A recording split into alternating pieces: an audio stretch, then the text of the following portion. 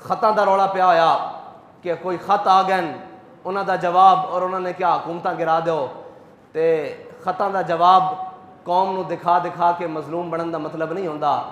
جدو کافر تے دشمن خط لکھن نا تے پھر انہاں خطاں دا جواب اس طرح ہوندا جس طرح حضرت یوسف بن تاشفین نے دیتا سی.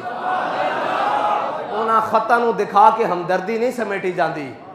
حضرت یوسف بن تاشفین نے یہ نہیں کیا کہ بھائی دیکھو اس نے خط میں اتنا لکھ دیا ہے کہ اگر آسمان کے فرشتے بھی تمہارے مدد کے لیے اتر آئیں تو تم مجھے شکست نہیں دے سکتے کیونکہ میں اتنی بڑی فوج لا رہا ہوں. تو حضرت یوسف بن تاشفین نے اپنے وزیر مشیر کو کہا کہ جناب اس کا جواب لکھو. تو اس مشیر نے بہت لمبے چوڑے صفوں پر جواب لکھا اور لا کر پیش کیا کہ ہم ایسے ذرہ لیس ہو کے آ رہے ہیں, ہم ذرے پہن کے آ رہے ہیں, ہم فوجیں لے کر آئے ہیں. تو حضرت یوسف بن تاشفین نے جب خط پر نظر ماری تو آپ نے کہا یار دشمنوں کو ایسے نہیں جواب دیا جاتا, وہ خط لاؤ جو اس نے لکھا ہے.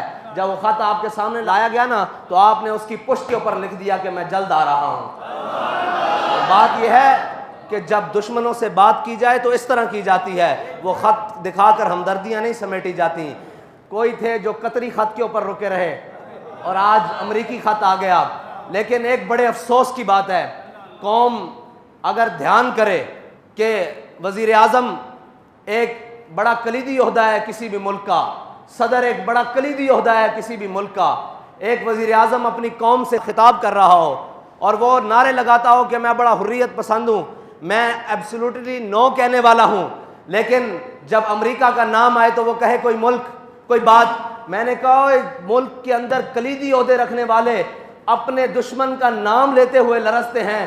کبھی ان کو یہ لرزہ نہیں آیا کہ اس ملک کے اندر اللہ اور اس کے رسول کے خلاف ہم نے جنگ لگا رکھی ہے, اس ملک کے اندر سود چل رہا ہے, ہم نے اپنے گرد قادیانیوں کی لابیاں پال رکھی ہیں, ہم نے اپنے ارد گرد لبرل پال رکھے ہیں, ہم نے قرآن و حدیث کو نصاب سے نکال دیا ہے, ہم نے روزے کی حالت میں ناموس رسالت کے مجاہدوں کو شہید کیا ہے. کبھی زبان نہیں لرزی, کبھی آنکھ میں بل نہیں آیا. لیکن امریکہ سے ڈرتے ہو تم.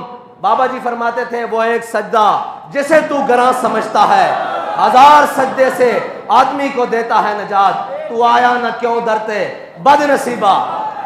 اور بھائی تجھے یہ کہنے کی ضرورت ہی نہ پڑتی, ساری قوم سمجھ لیتی کہ یہ کون تھا. امریکہ کی کیا جرت ہے.